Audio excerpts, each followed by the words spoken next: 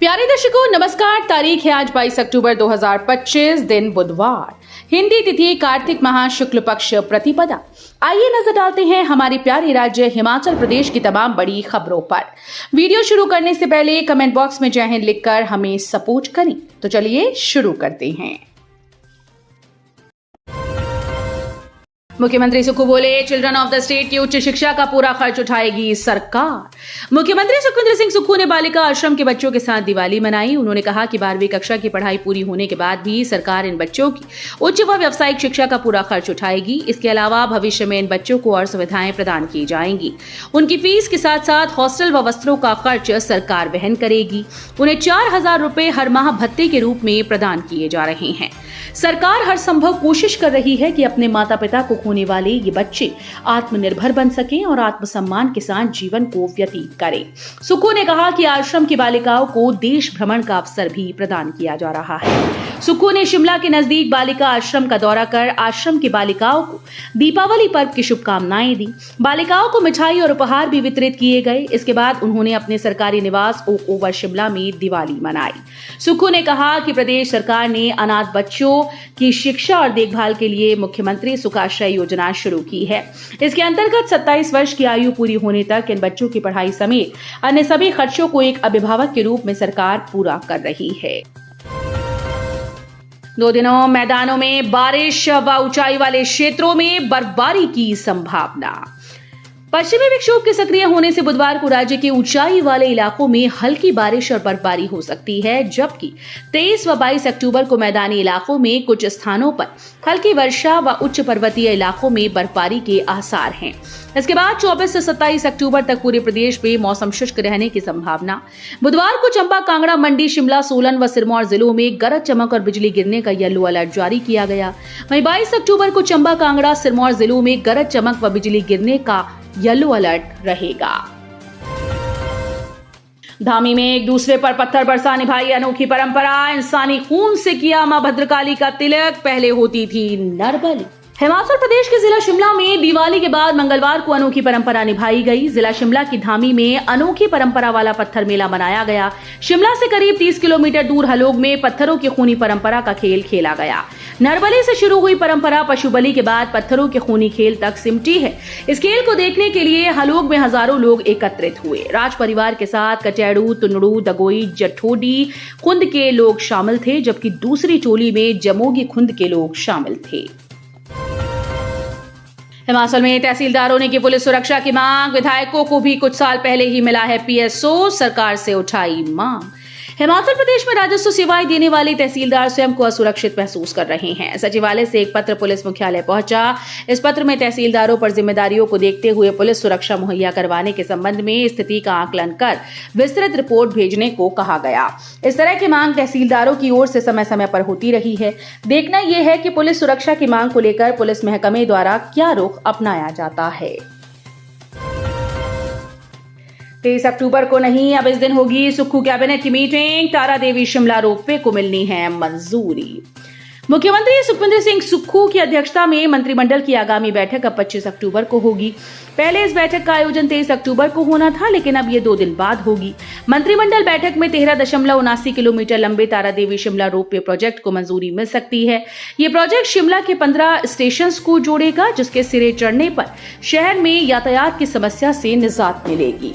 इस प्रोजेक्ट के लिए केंद्रीय वन मंत्रालय ने वन संरक्षण अधिनियम के तहत स्टेज 1 को सैद्धांतिक मंजूरी मिल चुकी है। ये रोपवे प्रोजेक्ट विश्व का दूसरा व देश का सबसे लंबा रोपवे लंबा है, जिसकी रूपरेखा को पिछले 2 वर्ष से अंतिम रूप दिया जा रहा है। ये मामला मंत्रिमंडल में फिर से जा रहा है।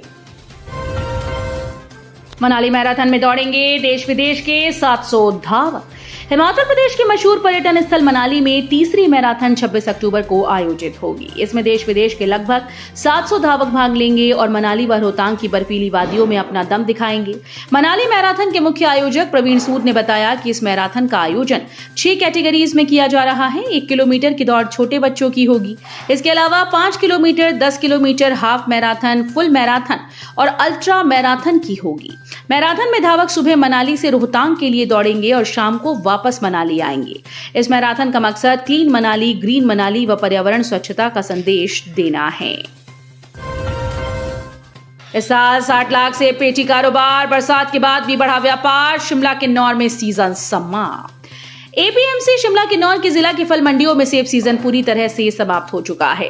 इस वर्ष एपीएमसी में बीते वर्ष की तुलना में करीब 60 लाख सेब की पेटियों का कारोबार किया।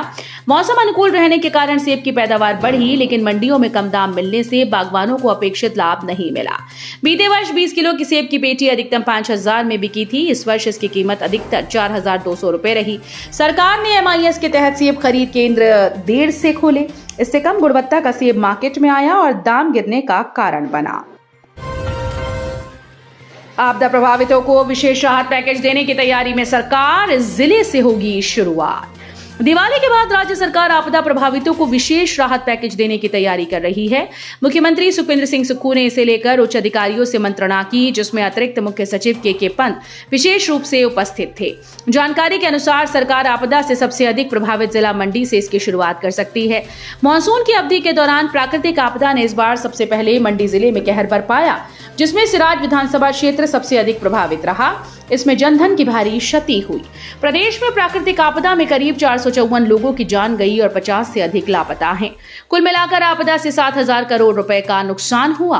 प्रधानमंत्री नरेंद्र मोदी ने आपदा के बीच प्रदेश का दौरा किया और 1,500 करोड़ रुपए का विशेष राहत पैकेज देने की घोषणा की। शिमला शहर में मेयर पद के लिए छिड़ी जंग, 3 हलकों में बचे नगर निगम में गरमाने लगी सियासत। हिमाचल प्रदेश राजधानी शिमला में त्योहारी सीजन के खत्म होने के बाद अब नगर निगम के मेयर की कुर्सी की जंग शुरू होगी। इसमें शहर के मेयर के लिए 3 निर्वाचन हलकों में से किसी एक को चुना जाना है। इसमें शिमला शहरी, शिमला ग्रामीण, कुसुम्पटी तीनों ही चुनावी हलकों के पार्षदों में से किसी एक का चुना जाना तय है। सबसे ज्यादा पार्षद शहर से हैं, यहां से 18 पार्षद हैं। वहीं शिमला ग्रामीण से महज 4 व कुसुम्पटी से 12 पार्षद हैं। वर्तमान में मेयर व डिप्टी मेयर दोनों ही शहर से हैं।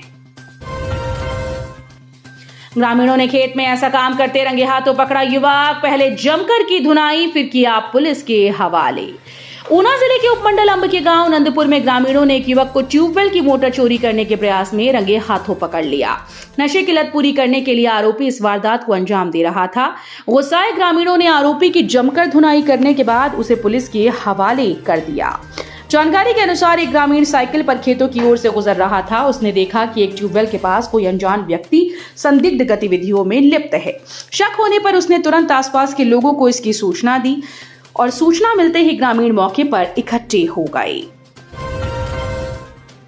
कांगड़ा पुलिस ने पंजाब से दबोचा चिट्टे का मुख्य सरगना, पालमपुर में भी एक गिरफ्तार। जिला कांगड़ा पुलिस ने नशे के सौदागरों के खिलाफ अपनी मुहिम को तेज करते हुए 2 अलग-अलग मामलों में बड़ी सफलता हासिल की। एक और जहां शाहपुर पुलिस ने पकड़े गए 50 ग्राम चिट्टे के मामलों की जड़ों तक पहुंचते हुए मुख्य सरगना को पंजाब के अमृतसर से गिरफ्तार किया। वहीं दूसरी ओर पालमपुर पुलिस ने भी एक युवक को चिट्टे के साथ धर दबोचा। निजी बस और स्कूटी की टक्कर, युवती की मौत, सिरमौरी ताल के समीप हुई दुर्घटना। पावटा साहिब शिलाई से गुम्मा नेशनल हाईवे 707 मार्ग पर सिरमौरी ताल के समीप दर्दनाक हादसा पेश आया। यहां निजी बस और स्कूटी के बीच जोरदार टक्कर के बाद युवती की मौत हो गई, जबकि स्कूटी चालक युवक गंभीर रूप से घायल हुआ। गंभीर युवक से घायल युवक देहरादून अस्पताल में उपचाराधीन बताया जा रहा है। राजबंद पुलिस चौकी टीम ने मामले को दर्ज कर जांच शुरू कर दी है। मिली जानकारी के मुताबिक NH 707 पर रविवार सायं निजी बस और स्कूटी की जोरदार टक्कर हुई थी। बस पावटा साहिब से शिलाई क्षेत्र की तरफ जा रही थी। तो ये थी आज की फटाफट खबरें। हम मिलेंगे अगले बुलेटिन में, तब तक के लिए धन्यवाद। जय हिंद।